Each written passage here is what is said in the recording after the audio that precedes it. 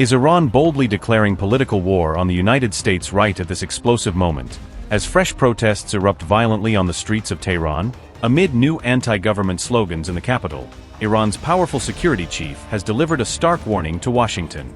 Are officials in Tehran already blaming the United States and Israel for igniting this latest wave of fiery demonstrations, just days before a crucial second round of high-stakes talks? Khamenei's top security boss is now hinting that a detailed war plan is ready as Iran stares at a dangerous new phase of chaos and confrontation. Tehran has issued a stark warning to the United States, just as reports emerge of fresh protests breaking out in several major Iranian cities. Iran has declared that any U.S. military move against it will be met with immediate strikes on American bases across the Middle East, signaling a readiness to escalate rapidly.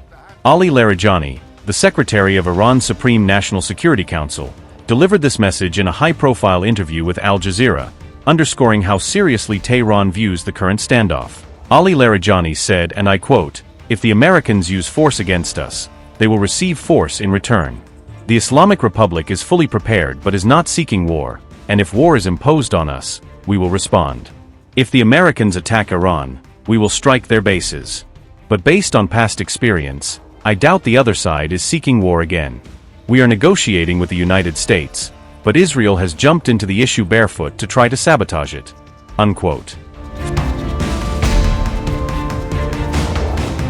Fresh protests reportedly broke out in several major Iranian cities on February 15th, marking a new wave of dissent against the country's leadership. In the capital Tehran, residents were said to have chanted slogans against Iran's rulers, according to multiple reports.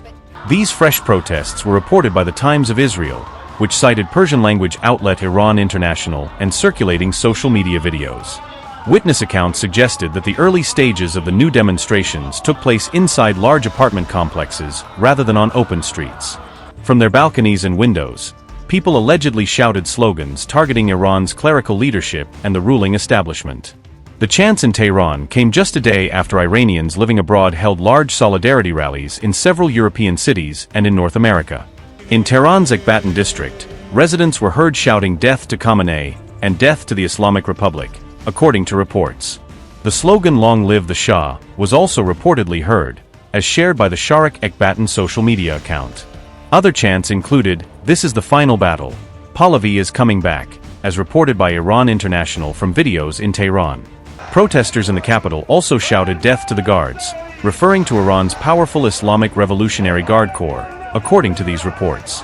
Anti-government chanting was likewise reported from cities such as Shiraz in the south and Iraq in central Iran, suggesting a broader geographic spread of unrest.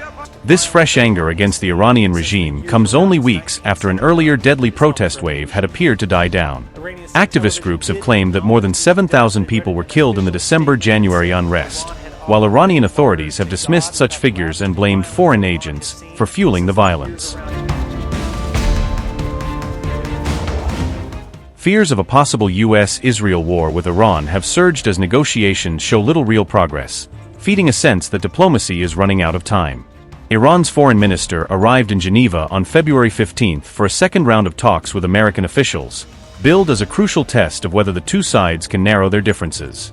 Earlier, on February 6th, Iran and the United States held an initial round of indirect talks in Oman, even as both countries continued to move military assets into the region, underscoring the high-stakes nature of the standoff.